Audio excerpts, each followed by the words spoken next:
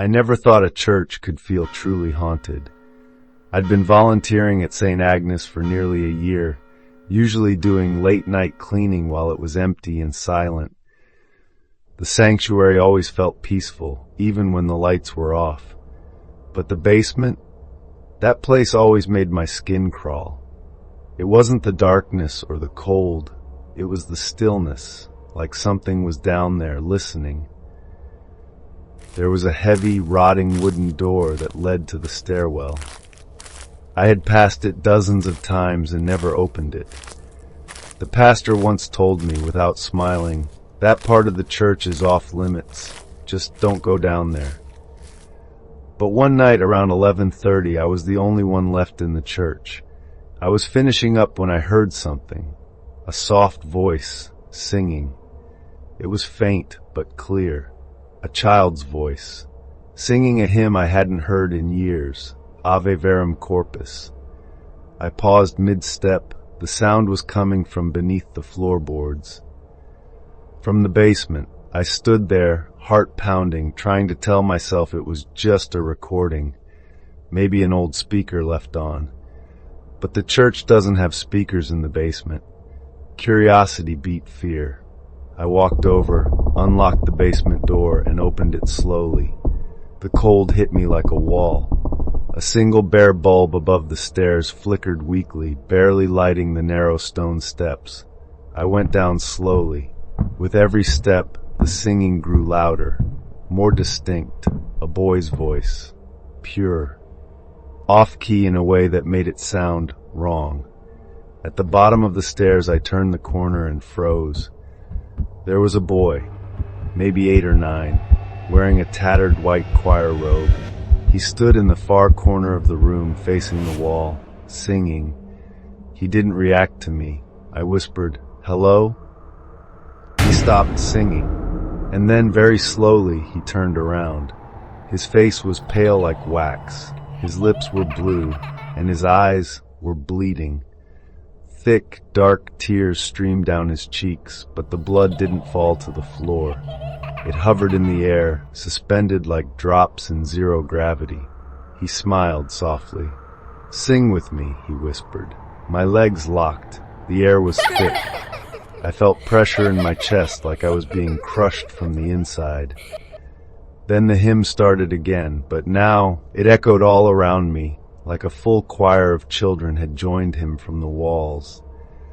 The shadows moved in rhythm with the music, pulsing gently. I stumbled backward. When I blinked, he was gone. The room was empty again. I ran.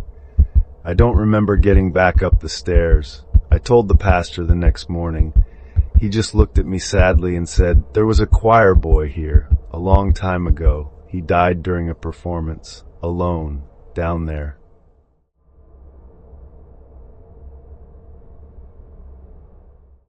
I've worked part-time at a church since college, mostly doing maintenance at night after hours. One of the older priests warned me early on, "Don't go near the East Wing basement. It's sealed for a reason." Naturally, I was curious, but for months, nothing happened. Until last month. It was a Thursday night around midnight. I was sweeping near the eastern hallway when I heard it. Knocking. Not loud or urgent, just slithmic, measured. I followed the sound to the basement door. It was old, thick metal, painted over dozens of times, sealed with a heavy padlock. But as I got closer, I swear the knocking grew softer, like it knew I was listening. I leaned in, pressing my ear to the door. Silence. Then a whisper, too faint to make out the words. I ran. The next day, I asked Father Luis about it.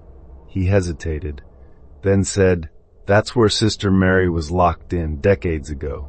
I thought he was joking, but his face said otherwise. The following week, I went back. I told myself it was just the old pipes. Rats. Anything. But I needed to prove it.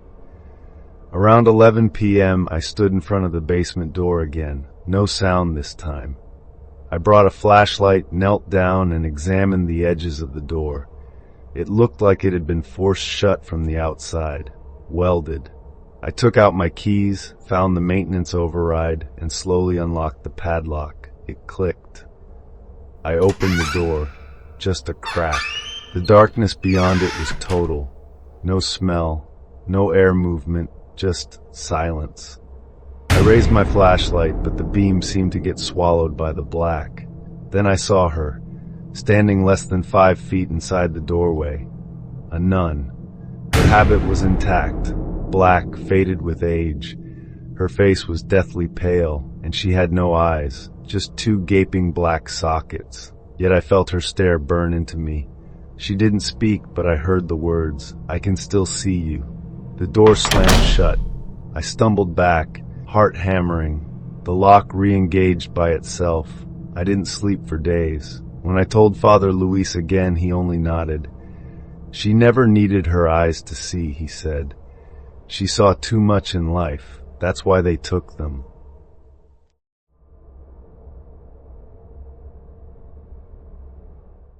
Two months ago, I volunteered to help clear out the basement of an old rural church that was about to be renovated into a community center. Most of the basement was filled with junk, broken pews, old hymnals, rusted candle holders. But at the far end of the room, tucked into a corner, was a confessional booth. It looked out of place, way older than the rest of the furniture. The wood was almost black, worn smooth by age and something else, maybe hands. I ignored it at first, just made a mental note to tell the workers to move it later. But the next day it had shifted. Not by much, maybe a foot to the left. I thought I was imagining it. Then I noticed the footprints in the dust. They weren't mine. I checked again that night. I came alone, flashlight in hand. The basement was cold, far colder than it had been the day before. I walked toward the confessional, and that's when I saw the rope. It was lying coiled neatly at the base of the booth, frayed, stained. Something dripped nearby, a steady tap, like water. But the ceiling was dry. I turned my flashlight upward and froze. Hanging upside down just inches from my face was a figure, a black silhouette. No face, no features, just a humanoid shape suspended from above by something I couldn't see. It swayed gently, then whispered, "Forgive me."